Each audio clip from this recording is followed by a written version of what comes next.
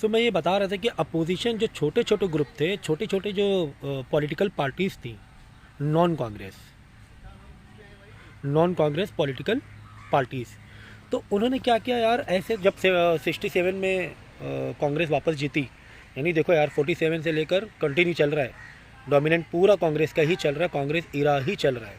Challenges अब आने वाले थे, अब आएंगे धीरे धीरे चैलेंजेस आएंगे जहाँ पर कांग्रेस को भी डाउनफॉल का सामना करना पड़ेगा।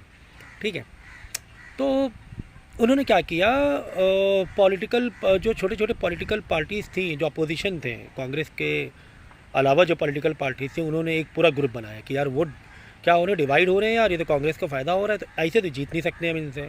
तो एक काम करते हैं, जो भी छोटे छोटे अपोजिशन पार्टीज़ हैं उनको क्या करते हैं, एक मिलाते हैं और एक अपोजिशन ग्रुप तैयार किया जिसका नाम दिया नॉन कांग्रेसिज्म। नॉन कांग्रेसिज्म मतलब कांग्रेस के अगेंस्ट है ना, नाम ही बता रहा है कि कांग्रेस के अगेंस्ट है, पूरी तरीके से कांग्रेस को हराने की बातें हो रही है। तो इस पे लोगों ने कुछ आवाज़ भी उठाई, यार ये तो गलत है कि आप एक इतने सारे लोग मिलकर एक पार्टी के पीछे पड़ गए हो, और ये तो गलत है, ऐसे तो मतलब डेमोक्रेसी के लिए नहीं ठीक है फिर कि जितने छोटे छोटे पार्टीज़ हैं तब एक के अगेंस्ट खड़े हो जाओगे। लेकिन इस पर ये रीज़न दिया गया कि भाई ये कांग्रेस पार्टी ये गरीबों की पार्टी नहीं है, ऐसे ब्लेम किया गया कांग्रेस के ऊपर, ये गरीबों के लिए कुछ कर नहीं रहे। अरे भाई गरीबों के लिए कर क्या नहीं रहे, क्योंकि पार्टीशन और इंडिपेंडेंस मिले बहुत साल नहीं हो गए थे। एक तो चाइना वॉर का इतना बड़ा ये रहा, फिर पाकिस्तान का वॉर था 65 में, फिर ड्रॉट भी थे, एक नेचुरल कैलेमिटीज़ थी, है ना, जो जो इकोनॉमी जो डिपेंड थी वो हमारे एग्रीकल्चर पर डिपेंड थी, और एग्रीकल्चर किस पर डिपेंड है, क्लाइमेट है ना, क्लाइमेट है, एटमॉस्फेयर है, जो भी साइकिल है क्लाइमेट का, जो साइकिल है सीज़न का, जो साइकिल है बारिश रेन का जो साइकिल है, उस पर डिपेंड है एग्रीकल्चर। उस टाइम थोड़ी ना उतने केमिकल फर्टिलाइज़र थे हमारे पास, या उतनी मशीनरीज थी कि जल्दी जल्दी उसको ये किया जाए, रोटेट किया जाए क्रॉप्स को, उतना उस टाइम तो था नहीं ना। बारिश हो गई तो ठीक है भाई, क्रॉप बन जाएगी और टाइम पर हो जाएगी, नहीं तो सूखा पड़ा हुआ है। तो बारिश का ऐसे नहीं, अब जब बारिश नहीं चाहिए तब बारिश हुई जा रही है, जब बारिश चाहिए तो बारिश नहीं हो रही है, तो नेचर भी उतना सपोर्ट नहीं कर रहा था। तो ये चैलेंजेस थे, हम बोलते हैं ना कि बोलना आसान है, लेकिन जब हम उस आकर उस सीट पर बैठेंगे तो काफ़ी डिफ़िकल्ट होता है, फिर चैलेंजेस होते हैं। तो फिर वही लोगों ने कहा कि जो अपोजिशन का एक नॉन कांग्रेसिज्म एक ग्रुप बनाया था, तो उन्होंने ये कहा कि भाई गरीबों की पार्टी नहीं है, हम लोग एक अलग से इलेक्शन लड़ेंगे, मतलब इनके अगेंस्ट इलेक्शन लड़ेंगे, और हम आके ये चैलेंजेस को पूरा करेंगे, अपने कंट्री में जो जो क्राइसिस है उसको पूरा करेंगे। खैर ये एक चैलेंज उठना स्टार्ट हो गया, किसका, कांग्रेस के अगेंस्ट। ठीक है, अभी तक कांग्रेस बहुत मतलब प्रोडोमिनेंट हो रही थी। ठीक है, और फिर इंदिरा गांधी ने कुछ चैलेंजिंग डिसीज़न लिए। पहले तो डीवैल्यूशन किया रुपये का, यानी उस टाइम जो रुपये थी यूएस डॉलर में 5 रुपीज़ थी, मतलब 1 US डॉलर 5 रुपये के बराबर था। अब तो 70-80 पहुँच गया है, ठीक है ना। उस टाइम 5 था, तो 5 से 7 किया, मतलब खुद ही डीवैल्यू किया अपनी ही करेंसी को। तो उसके पीछे रीज़न क्या था, कि उसके पीछे रीज़न था कि एक्सपोर्ट बढ़ाना था, और डेफिनेटली जब डीवैल्यूशन होता है करेंसी का तो देश में इन्फ्लेशन आता है, महंगाई बढ़ जाती है।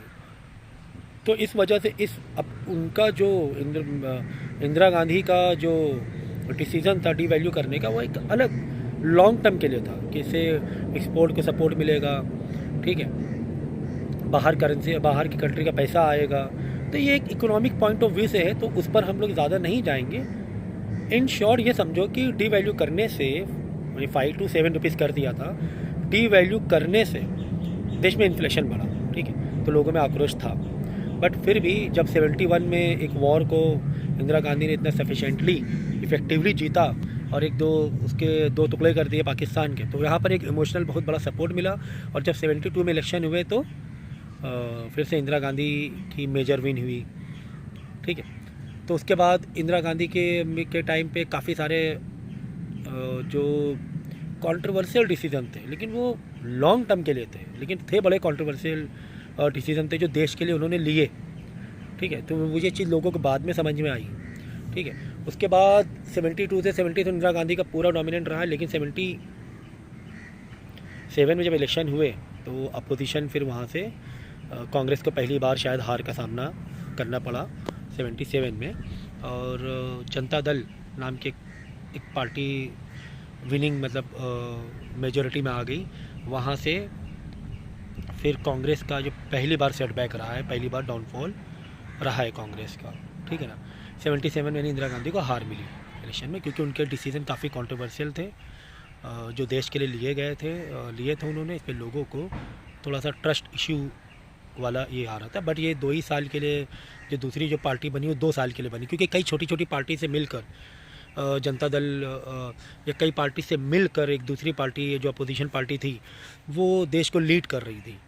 यानी कि कई सारी पार्टी छोटी छोटी थी, उसमें कोई भी 2-4 पार्टी अलग हुई, गवर्नमेंट का गिर जाना था।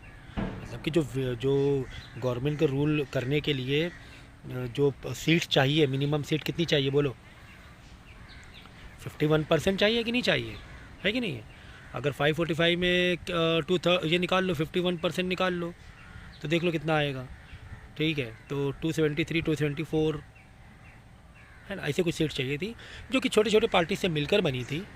अब उसमें वो तो फिर मतलब परमानेंसी नहीं थी उसमें, क्योंकि 10-20 पार्टी थी उसके अंदर। कोई भी पार्टी आपस में इश्यूज़ होते हैं, भाई हमारा मिनिस्टर होना चाहिए, कैबिनेट हमारे मिनिस्टर होना चाहिए, प्राइम मिनिस्टर हमारा होना चाहिए, होम मिनिस्टर हमारी पार्टी का होना, ये एक इश्यूज़ रहते हैं जब कई पार्टीज़, मल्टीपल पार्टीज़ गवर्नमेंट को रन करते हैं, गवर्नमेंट को चलाते हैं, गवर्नमेंट को फॉर्म करते हैं।